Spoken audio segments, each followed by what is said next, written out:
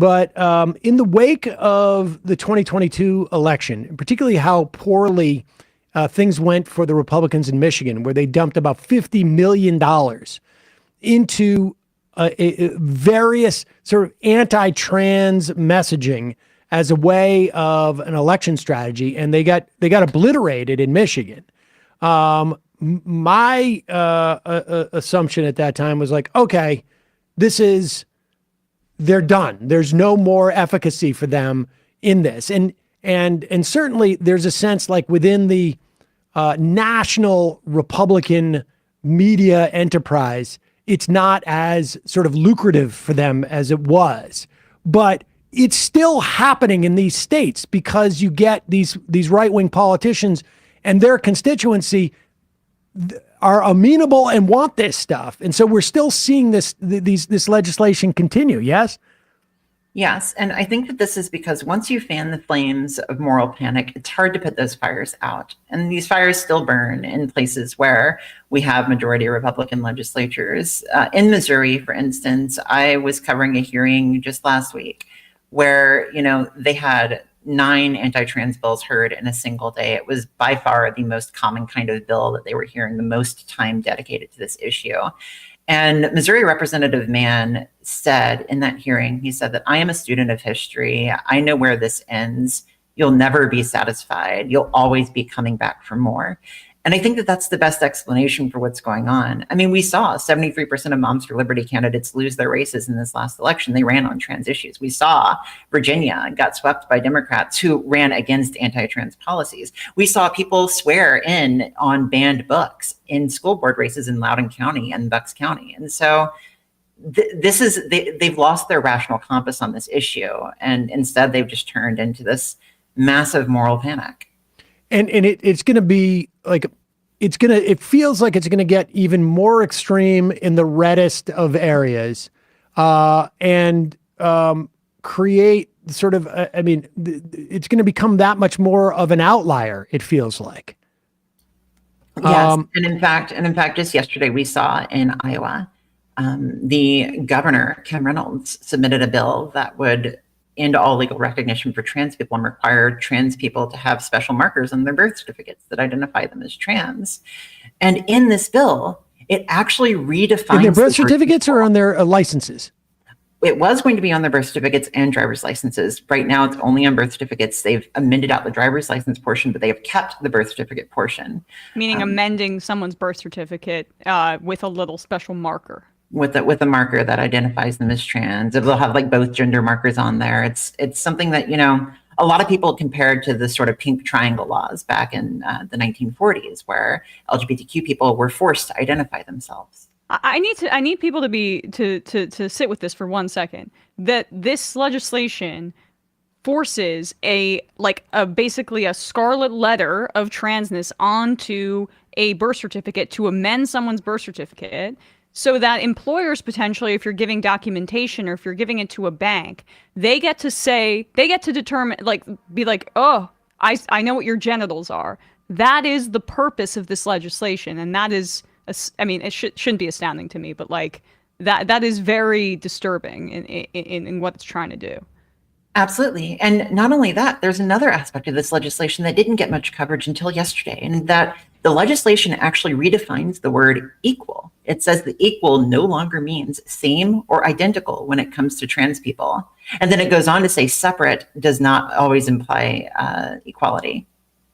So if I understand what you're saying is that this is they're changing the definition of what essentially discrimination would be to say that you can do these things based upon this information that you glean from the birth certificate. What ostensibly is the purpose? Like when there is a rationale that if I'm a trans person, I'm in Iowa, I got to go back and change my birth certificate to reflect this new sort of this new, I guess, marker, as it were. What is their rationale for why this needs to happen? Like, what is the problem that ostensibly they're trying to fix? Absolutely. And that question was directly posed to the representative. And one of the representatives who was sponsoring the bill stated that, well, it's your birth record and we need to have an accurate record of that. But then whenever you look into adoption, for instance, we allow people to go back and change their birth certificates whenever it comes to adoption. So that rationale does not hold up whenever it comes to trans people. They don't have a rationale for it, not one that makes sense. For instance, when asked about changing the word equal, the person was asked, what does the word equal even mean now? And she responded, equal would mean, I would assume it would mean, I don't know exactly what it means in this context. That is specifically what she said. Where are they getting these ideas from? Like, is this like an ALEC type of situation, or is there some sort of, I don't know, more conservative cultural version of ALEC these days? Of course. So the Alliance Defending Freedom and Heritage Foundation are the two major players right now. We know that the Heritage Foundation released a report called Project 2025, where they intend to make transgender and LGBTQ people obscene and apply obscenity laws towards them, as well as, ban LGBTQ people online as pornographic and a number of other things, visions for the future of America, such as making the presidency absolute in power. And so this is what they are trying to do with these laws. This model legislation gets shotgunned everywhere. It was called out in Iowa for being from outside of Iowa. And in fact, 300 people showed up against the bill. Only 3 or 4 showed up in favor.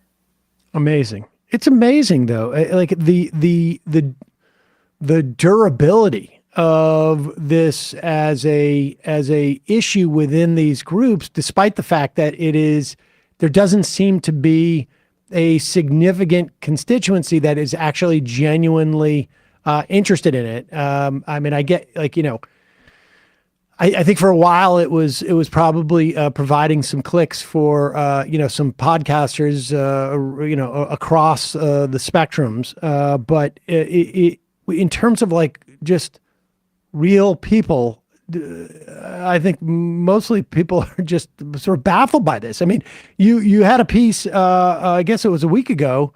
There was audio from a Twitter, whatever they do on the Spaces type of thing, and where Michigan Republicans, along with Ohio Republicans, said their end game is to ban trans care for everyone.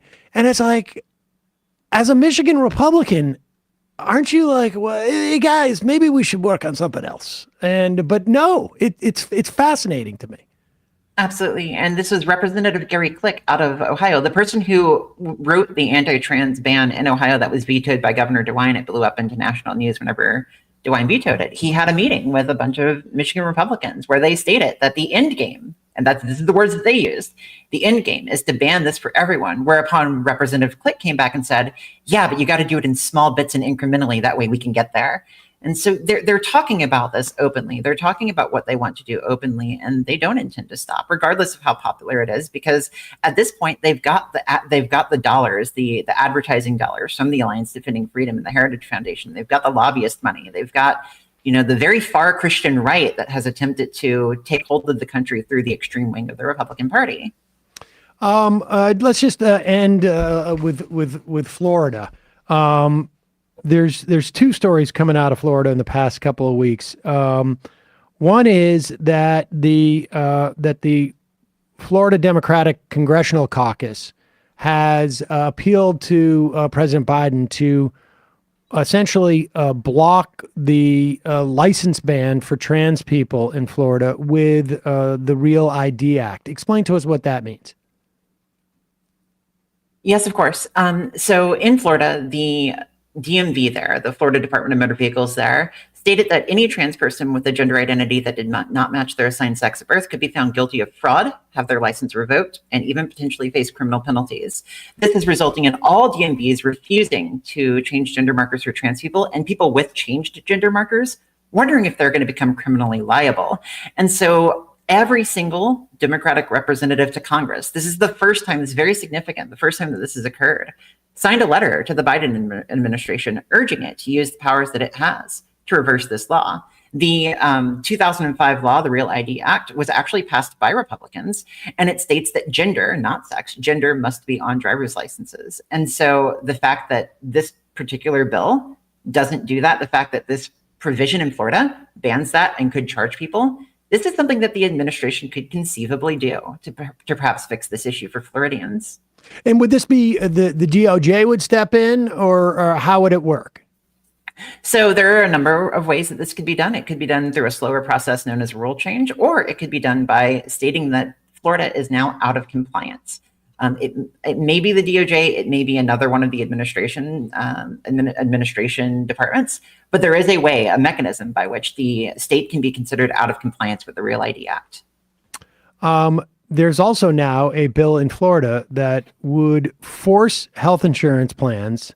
I mean, just the idea that Republicans are forcing health insurance plans to cover anything is sort of interesting, but it becomes more clear when I finish the sentence, to cover conversion therapy, which has been outlawed in I don't know how many states at this point.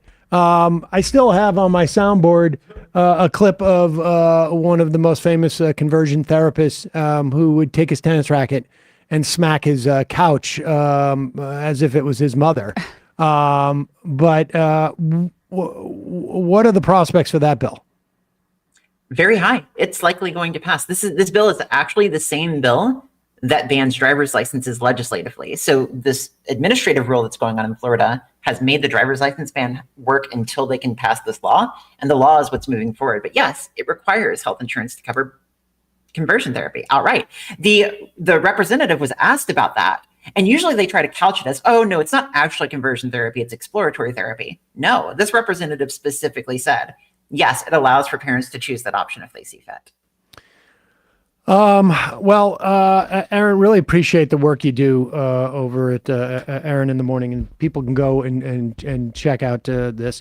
One other question that I feel like I saw this in a tweet some time back, but there was a lot of talk about the idea that like the idea of an increase of people who are coming out as trans was some type of like social media contagion or some other type of like social contagion.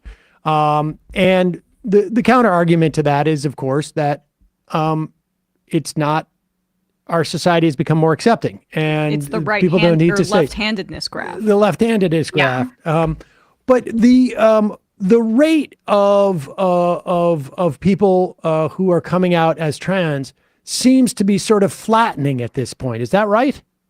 It does. And in fact, this came from a recent Swedish study that shows that the rate does seem to be flattening. And we are probably getting to the real prevalence of transgender people in society, which has been estimated to be between 1% and 2%. Up until this point, many people simply have not been able to express their gender identity or their ability to be trans. I knew that I was trans in the 1990s. I explicitly identified online as trans, but I was not able to actually come out in public at that time. And so things have gotten better. I'm living proof of that. And I think many people who have come out in the last 5 years or so can also attest to that. When you think about the percentage of legislation that of laws that have been introduced in the past 2 or 3 years regarding trans people, if people are looking for a social contagion, I think that's the first place they should start, frankly. I mean, anything that's out of balance on that level is really, it's shocking to me. But again, appreciate the work and thank you so much for coming on. We'll put a link to your Substack at majority.fm. Thank you so much for having me. Thanks so much.